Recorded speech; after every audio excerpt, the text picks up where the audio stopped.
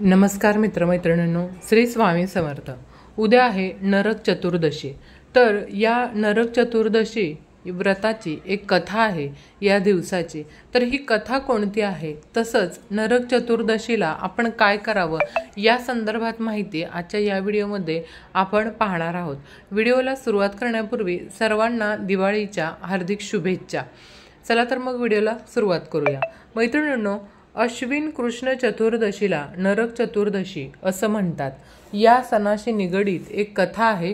तर ती पुराणानुसार ही कथा आहे बघा, नरकासुराची। नरकासूर हा एक दुष्ट आणि दंभी असुर होता। ज्यावेळी भगवान विष्णूंनी पृथ्वीचा उद्धार करण्यासाठी वराह अवतार घेतला होता, त्यावेळी याचा जन्म पृथ्वीच्या गर्भेतून झाला होता। याचा जन्म झाल्यावर राजा जनकने नरकासुराचा सांभाळ केला आणि पृथ्वीच्या गर्भातून त्याचा जन्म झाल्यामुळे पृथ्वी आपल्याबरोबर त्याला विष्णुलोकात घेऊन गेली होती। विष्णूंनी त्याला प्राग्ञ ज्योतिषपूर राज्याचं कारभार सांभाळायला सांगितलं। श्री विष्णूंनी त्याला एक दुभेत रथ दिला होता। नरकासूर हा मथुरा नरेश कंस यांचा मित्र होता। नरकासुराचं लग्न विदर्भेच्या राजकन्या मायेशी झालं होतं। नरकासुराने आपले राज्य काही काळ व्यवस्थित केलं, पण त्याची मैत्री बाणासुराशी होती, त्यामुळं त्याच्या संगतीत राहून तो लोकांवर अत्याचार करायचा। सर्वांवर त्याने आपल्या अत्याचाराने उच्छाद मांडला होता सर्वीकडे। त्याच्या जाचाला वैतागून एकदा ऋषी वशिष्ठ यांनी त्याला तुझा मृत्यू श्री विष्णूंच्या हस्ते होणार असा श्राप दिला होता। त्या श्रापापासून वाचण्यासाठी त्याने ब्रह्मदेवाची कठोर तपश्चर्या केली आणि ब्रह्मदेवांना प्रसन्न करून घेतले होते। त्याने ब्रह्मदेवाकडून मला कोणीही मारू शकणार नाही असा वर मागितला होता। वर मिळाल्यामुळं त्यानं स्वतःला अजेय समजून अनेक राजांना बंदिस्त करून त्यांच्या बायका मुलींवर अत्याचार केले होते। त्याने तब्बल 16,100 बायकांना आपल्या कारागृहात दामटून ठेवलं होतं आणि त्याच्या अत्याचाराला सगळेच कंटाळले होते। देवलोकातून परतताना नरकासूर देवी अदिती ऋषी कश्यपांची पत्नी, देवता ज्यांचे पुत्र मानले जातात, च्या सुंदर चमकणाऱ्या कर्णफुलांवर मोहित झाला आणि ते त्याने हिसकावून घेतलं। अदिती रडत रडत सत्यभामेजवळ गेली आणि सत्यभामा ही भगवान श्रीकृष्णांच्या 8 राण्यांपैकी एक होती। सत्यभामाने अदितीला कृष्णाकडे नेले आणि कृष्ण सत्यभामाला म्हणाला, चल आमच्याबरोबर रणांगणात, तू माझ्यासोबत राहावं, तुझी ही इच्छा नेहमीच असते, चल तर मग। कृष्ण आणि सत्यभामा गरुडावर स्वार होऊन नरकासुराची राजधानी प्राग्ञ ज्योतिषपूर म्हणजेच आसामकडे निघाले। कृष्णाला पाहून नरकासुराने आपला सेनापती मुराला युद्धासाठी पाठवलं। कृष्णाच्या एकाच वाराने मुरासहित सर्व सैनिक मारले गेले। क्रोधित होऊन नरकासुराने राजवाडा सोडला आणि कृष्णाच्या छातीवर त्रिशूळाने प्रहार केला होता। श्रीकृष्ण रणांगणावर बेशुद्ध पडले। श्रीकृष्णाची अवस्था पाहून अस्वस्थ झालेल्या सत्यभामेने नरकासुरावर बाणाने हल्ला केला आणि नरकासुराचा वध झाला। तेव्हा सत्यभामा कृष्णाकडे वळली। तिने श्रीकृष्णाला उठवण्याचा प्रयत्न केल्यानंतर श्रीकृष्ण हसत उभे राहिले। ही त्यांची लीला होती। सत्यभामा साक्षात पृथ्वीचाच अवतार होता आणि नरकासुराला मातेनंच मारावं असं वरदान होतं, म्हणून त्याचा वध झाला। या युद्धानंतर 16,100 सुंदरी नरकासुराच्या बंदिवासातून मुक्त झाल्या। अदिती देवीला कर्णफुले प्राप्त झाली। ज्या दिवशी मायलेकांचा राजा नरकासुराचा वध झाला, त्या दिवशी छोटी दिवाळी साजरी केली जाते। नरकासूर कैदेतून मुक्त झालेल्या मुलींनी श्रीकृष्णाला वेढा घातला आणि विचारलं, आता आम्हाला कोण स्वीकारेल, तुम्ही आम्हाला स्वीकारा। भगवान श्रीकृष्ण म्हणाले, मी तुम्हा सर्वांना माझं नाव देईन आणि आयुष्यभर तुम्हा सर्वांचं पालनपोषण करीन। भगवान श्रीकृष्णाने त्या सर्व मुलींशी विवाह केला आणि नरकासुराशी युद्ध करताना नरकासुराच्या रक्ताच्या काही थेंब कृष्णावर पडले होते। ते स्वच्छ करण्यासाठी कृष्णानं तेल लावून स्नान केलं होतं, म्हणून तेव्हापासून या दिवशी तेल लावून अभ्यंग स्नानाची प्रथा पाडली गेली। नरकासुराचा अंत झाल्यानंतर त्याच्या आईनं म्हणजेच पृथ्वी देवीनं सर्वांना सांगितलं की कोणीही त्यांच्यासाठी शोक करू नये. या उलट हा दिवस आनंदानं सण म्हणून साजरा करायचा. त्यावेळीपासून नरक चतुर्दशीचा सण साजरा करण्यात येतो. या दिवशी तेल लावून उठण्यानं अभंग स्नान करण्याची प्रथा आहे. या दिवशी लवकर उठून अभंग स्नान केल्याने सर्व संकट दूर होतात असं म्हटलं गेलं जातं. दक्षिण भारतातही या दिवशी वामन पूजा केली जाते. असं म्हटलं जातं की या दिवशी राजा महाबली याला भगवान विष्णूने दरवर्षी वामन अवतारात भेट देण्याचा आशीर्वाद दिला होता आणि यासाठी वामन पूजासुद्धा केली जाते. अनुसर राज बली म्हणाले, हे देवा, कार्तिक कृष्ण त्रयोदशी ते अमावस्या या कालावधीत तू माझी संपूर्ण पृथ्वी मोजली आहेस. म्हणून माझ्या राज्यात चतुर्दशीच्या दिवशी यमराजांसाठी दिवा दान करणाऱ्यांवर यमाचा छळ होऊ नये आणि उत्सव साजरा करणाऱ्या व्यक्तीला यमाकडून त्रास होऊ नये. दिवाळीच्या या 3 दिवसात लक्ष्मीची कधीही घराबाहेर पडत नाही असं आशीर्वाद द्या. ही प्रार्थना ऐकून भगवान वामन म्हणाले, राजन, असेच होईल. तथास्तु. भगवान वामनाने राजा बलीला दिलेल्या या वरदानानंतर नरक चतुर्दशीच्या दिवशी यमराजाचं व्रत, पूजा आणि दीपदान करण्याची प्रथा सुरू झाली आहे.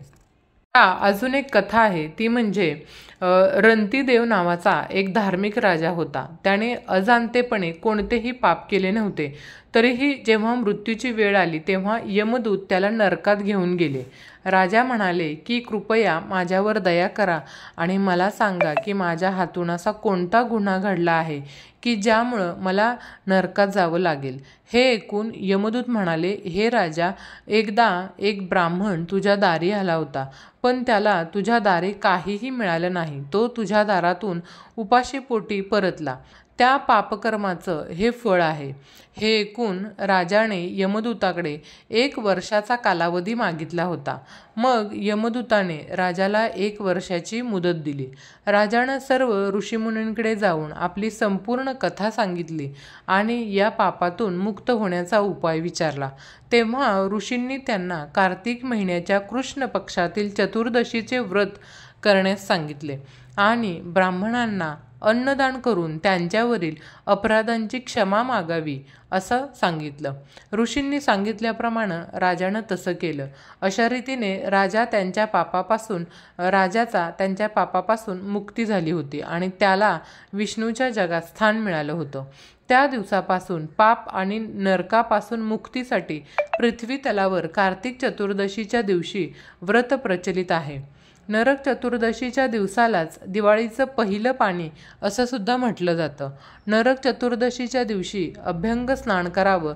अभ्यंग स्नान करण्यामागचं एक शास्त्रीय कारण आहे. तसंच नरक चतुर्दशीला ग्रामीण संस्कृतीमध्ये विशेष महत्त्व आहे. या दिवशी अभ्यंग स्नानानंतर यमासाठी नरकात म्हणजेच आधुनिक परिभाषक घरातील स्वच्छतागृहात दीपदान करण्याची सुद्धा प्रथा आहे.